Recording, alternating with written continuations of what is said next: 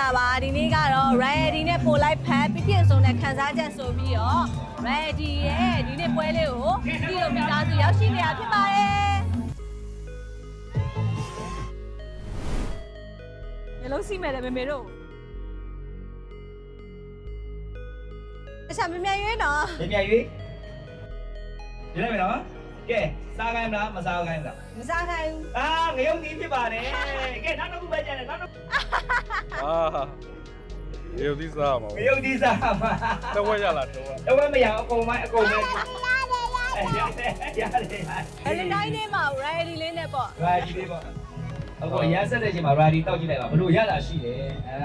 ဘယ်လိုရတာရှိလဲ ကောင်းတယ် အဲ့တော့ ready ရမ်းဆက်တဲ့အချိန်မှာ ready တောက်တဲ့အချိန်မှာတကယ် refresh ဖြစ်သွားတယ်နော် ရမ်းကောင်းတယ်အေးဝါ ready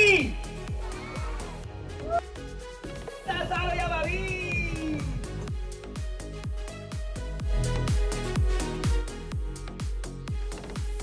ကဲ ဘယ်လိုလုပ်လဲ ဝိုင်းအောင်မယ်နော်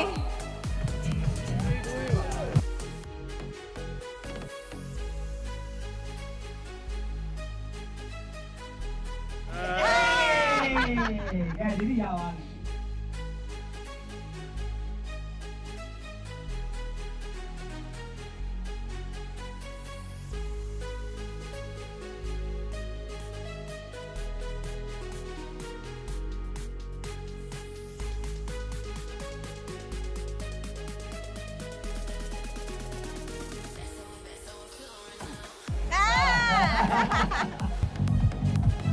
ကရှာပြရတာမမေငယ်ဒီ